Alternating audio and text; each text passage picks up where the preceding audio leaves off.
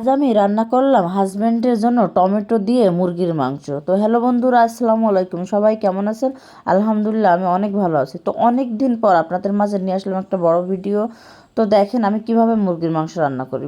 তো মাটির চুলার রান্না আসলে তো এমনি অনেক সুন্দর টেস্ট হয়। তো আমি এই যে কড়াইতে সরিষার তেল ও সয়াবিন তেল দিয়ে নিলাম, দিয়ে পেঁয়াজ কুচি দিলাম, দিয়ে পেঁয়াজ কুচিটা বাদামি কালার করে ভেজে নিব।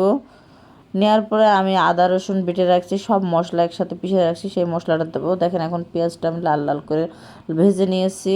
তো এখন এই যে আমি একসঙ্গে সব পেস্ট করে রাখছিলাম, যেমন আদা রসুন পেঁয়াজ জিরা, তারপরে গরম মশলা কাঁচা মরিচ, সব মশলা দিয়ে আমি ব্লেন্ডার পেস্ট করে নিয়েছিলাম। ওইটা দিয়ে আমি এখন মশলাটা ভাজা ভাজা করে নেব।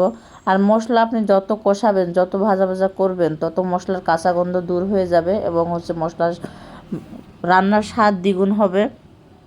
তো দেখেন আমি লবণ ও হলুদ দিয়ে নিলাম, দিয়ে এবার মশলার জার ধুয়ে একটু পানি দিয়ে দিলাম। দেওয়ার পরে আমি যে ধনে গুঁড়া মরিচের গুঁড়া সব কিছু দিয়ে নিলাম।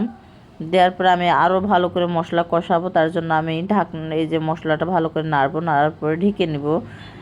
মাটির ঢাকনা দিয়ে ঢেকে দিব আমি এখন। তো মশলাটা ভালো করে নাড়াচাড়া করে নিচ্ছি। আপনি যত ভালো করে মশলা কষাবেন, তত কিন্তু আপনার রান্নার স্বাদ ভালো হবে। তো এই যে মাটির ঢাকনাতে ঢেকে নিয়েছিলাম, দেখেন মশলার উপর তেল ছেড়ে দিছে। এই পর্যায়ে আমি মশলাটা আরও একটু ভালো করে কষিয়ে নিব। নেওয়ার পরে আমি মুরগির মাংসটা দিব। তো এভাবে যদি আপনি কষিয়ে কষিয়ে মুরগির মাংস রান্না করেন, খেতে কিন্তু অনেক মজা হবে। তো এই দেখেন আমি এখন মুরগির মাংসগুলো সব দিয়ে নিচ্ছি। আর এটা ছিল ব্রয়লারের মাংস, কিন্তু খেতে অসাধারণ টেস্ট, কারণ এটা হচ্ছে আমার মা খামারে তৈরি করছে, খামারে পালন করছে এই মুরগিটা, বাসাতেই তো পালন করছে। যেমন হচ্ছে যে এদেরকে ফিড কম খাইছে, অন্য অন্য খাবার বেশি খাইছে। তো দেখেন মাংসটা কত সুন্দর কালার আসছে। আমি কষাচ্ছি, কষায় কষায় আমি ঢাকনা দিয়ে মাংস থেকে যে পানি বের হবে, এই পানি দিয়ে আমি কষায় সিদ্ধ করে নিব, এক্সট্রা কোনো পানি দিব না। এখন আমি অনবরত মাংস নেড়ে নেড়ে ভালো করে মাংসের সঙ্গে মশলা মিশিয়ে নিলাম, দিয়ে এখন ঢাকনা দিয়ে ঢেকে নেব। ঢেকে আমি প্রায় 10 মিনিট মতো রান্না করব। 10 মিনিট রান্নার পর দেখেন আমার মাংস কষানো হয়ে গেছে। দেখেন মাংস একবারে ভুনা ভুনা হয়ে গেছে। এরপর যে আমি আরও সুন্দর করে মাংস কষাবো, কষায় কিছু টমেটো দেবো। টমেটো দিয়ে মাংস রান্না করলে খেতে অনেক মজা হয়।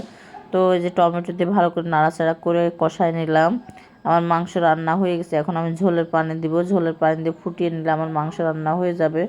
তো আমার মা যে বাসাতে মুরগি পালন করে, এই মুরগির মাংসের স্বাদ আলাদা। আর আপনারা যারা বাজার থেকে মুরগি কিনে খান, সেই মুরগির স্বাদ আলাদা। তো বাজারের মুরগিতে অনেক কিছু দেয় ওরা, আর বাসায় যেগুলো চাল টাল গম টম এগুলো খায়। তো দেখেন আমার মাংস রান্না প্রায় শেষ। তো এই পর্যায়ে আমি জিরে গুঁড়া দিয়ে নিলাম। দেওয়ার পরে একটু ভালো করে নেড়ে লবণ দেখে আমি মাংস নামালাম। তো ধন্যবাদ, সবাই ভালো থাকুন, আল্লাহ হাফেজ।